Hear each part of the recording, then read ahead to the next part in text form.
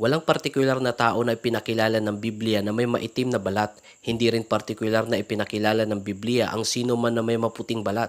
Karamihan ng pangyayari sa Biblia ay naganap sa gitnang silangan. Sa loob at sa paligid ng Israel, alinman sa mga taong itim o puti ay karaniwan sa mga rehiyong ito. Karamihan ng mga tao sa Biblia ay Semitic na may mapusyaw hanggang matingkad na kulay kayumanggi, balat o kutis. Sa huli, hindi mahalaga kung ano man ang kulay ng balat ng mga tao sa Biblia. Ang kulay ng balat ay walang kabuluhan o kahulugan sa mensahe ng Biblia.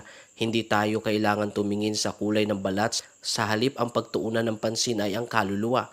Hula ng ilang mga scholar ng Biblia na si Zipporah na asawa ni Abraham ay negra dahil siya ay taga Cus. Sa Numbers chapter 12 verse 1, ang Cus ay isang sinaunang pangalan para sa mga lugar ng Afrika. Iminumungkahi ng ilan na si Bathsheba sa 2 Samuel chapter 11 verse 3 ay isa ding negra.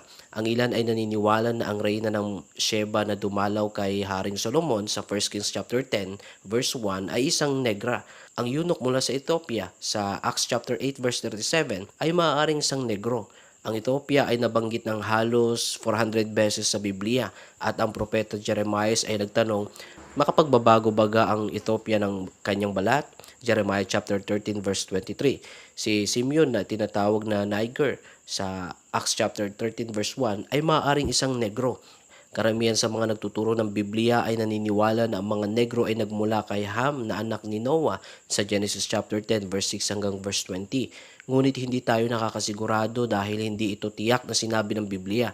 Bakit kakaunti lamang ang mga negro sa Biblia? Karamihan sa mga pangyayari sa Biblia ay naganap sa lupain ng Israel. Gayunman, hindi tiyakan o sadyang sinabi ng Biblia na ang mga taong ito ay negro. Bagaman karaniwan ang mga taong negro sa maraming karatig rehiyon ng Israel, ang Israel ay hindi naging lugar kung saan maraming negro ang naninirahan.